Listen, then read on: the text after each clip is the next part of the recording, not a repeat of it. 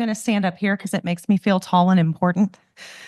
I'm Andrea Tarnecki. I am an assistant extension professor at Auburn University and the director of the Auburn Shellfish Lab.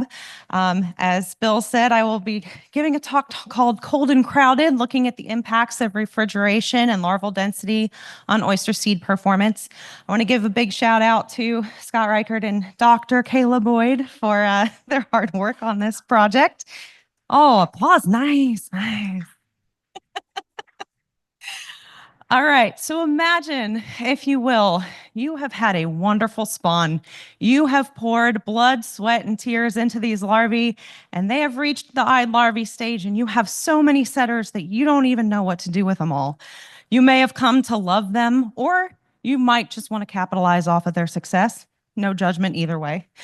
But let's say that your nursery is not big enough to support all of these eyed larvae. What can you do? There are some options. Maybe you sell the eyed larvae to another nursery for setting, make a little profit that way. But maybe you want to hold on to them because if you run a hatchery, you know your next spawn may not be as successful. You might run into issues. You may not have those eyed larvae later. So what can you do? Well, there are a couple options. You can try increasing the setting density in your nursery system. So maybe you're going to try twice the density, 3 times, 4 times, 5 times. But of course, you run into some potential risks there. You might get reduced set rates of more larvae competing for less attachment sites. You may have more doubles or, multiple sets, which if you're going for the half shell market is of course undesirable. And there's a potential that you'll alter the growth of these seed because again, there's more of them in a smaller space competing for the same amount of nutrients. Another option might be to stick them in the fridge or keep them cold. So this will slow them down, hopefully keep them alive until you have space to set them. And again, there's some risks here. You're stressing them out. Of course, our larvae don't like to be cold, so you might risk mortality events. Again, it could impact set rates because they're less motile, and it could impact growth and survival later on in life. So with all of these questions in mind, we set out to do a couple experiments looking at the effects of setting density and refrigeration on seed performance. We started out spawning oysters just in our rack system. We did multiple spawns throughout the growing season for each of these projects. Once we got the eggs and larvae and fertilized everybody and determined our fertilization rates, then we stocked our tanks in the hatchery. Again, these are static tanks in our systems. We do water changes every 2 days up until we start seeing setters, and then we do it daily. They're fed algae concentrate, and we reduce densities as they grow. If you have any questions about that, you can come ask me later.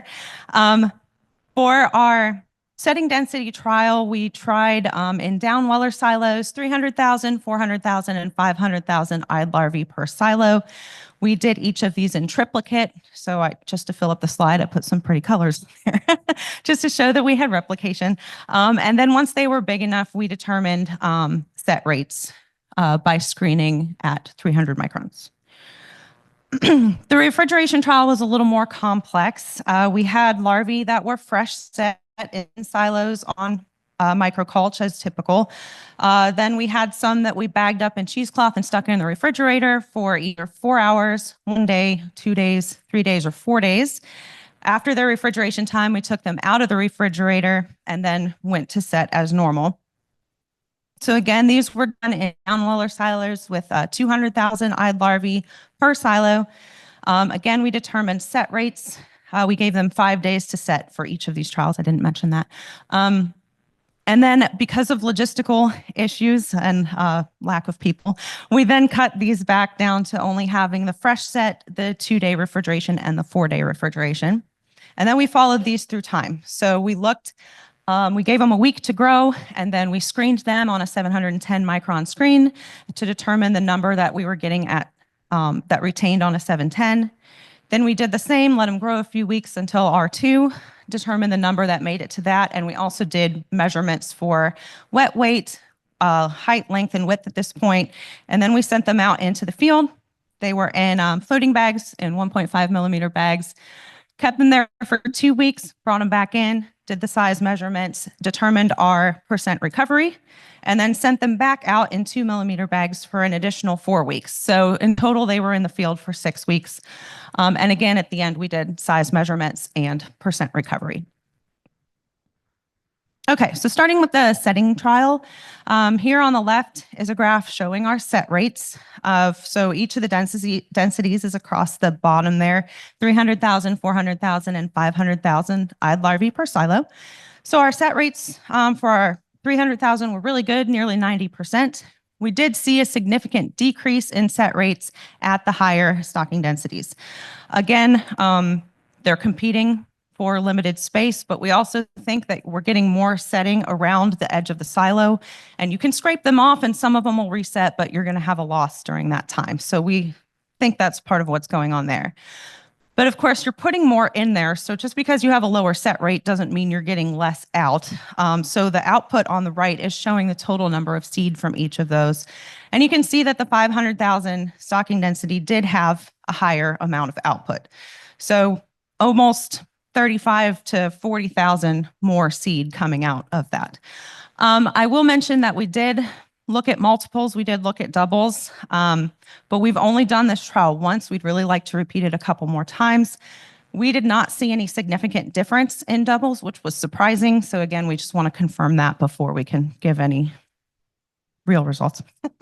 So for the refrigeration trial then, looking at set rate again, the asterisks here state that the set rate was significantly different statistically than the fresh set, which is kind of our control or our standard in this case.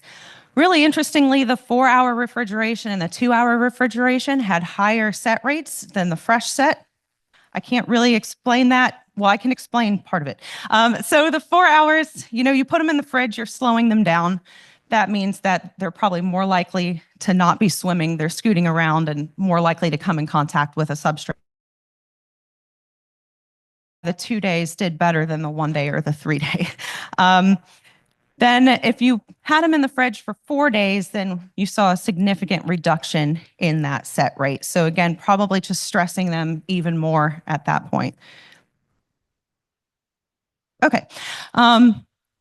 We did 2 different trials for this. So here are the doubles or the multi-sets for that. There's a lot of variability you can see in each of these. And even though there's kind of a trend towards the 1 day and 2 day refrigeration having higher number of doubles, this was not statistically different. So they all had basically the same amount of multi-set. Okay, so looking at growth in the nursery again, so we grew them for a week and then screened them on a 710 micron screen. And this is the percent that retained on that screen. What you'll notice is that we had about 90% retention in the fresh set. And at the 2 and 4 day refrigeration, we had significantly lower number retained, which means that they're growing slower. May not be surprising, they were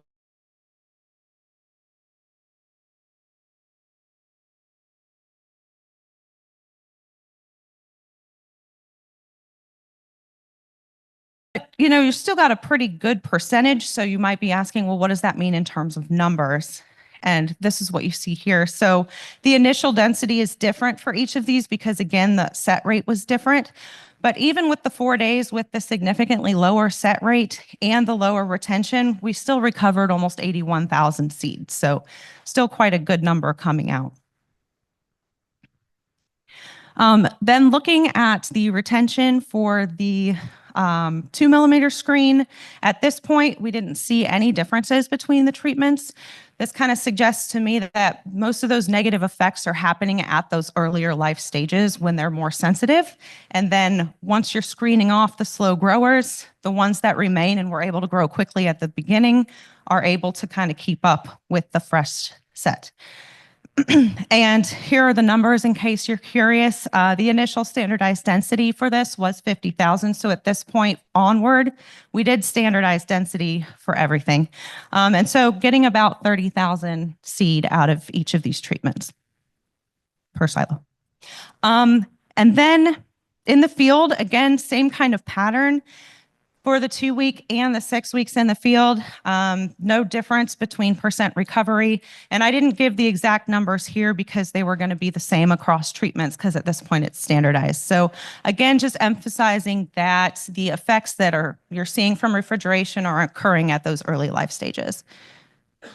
And you don't have to worry about the colors or anything on this. I just wanted to show you in terms of wet weight, height, length, and width, we did not see any difference between the treatments starting at the nursery stage. So they are growing despite that early refrigeration treatment, and they seem to be doing quite well. So in summary, increasing your eye larvae concentration does reduce your set rates. Again, increased competition between larvae, more set on the sides of the silos that can be lost when you're scraping them off. But that higher output may be worth the set rate trade-off. So, maybe you don't care. You're refrigerating them anyway, or you're increasing stocking density so you can set more. So your output is really what you're going for. But again, we don't have really accurate doubles data, so hold on for that. We'll get that to you soon.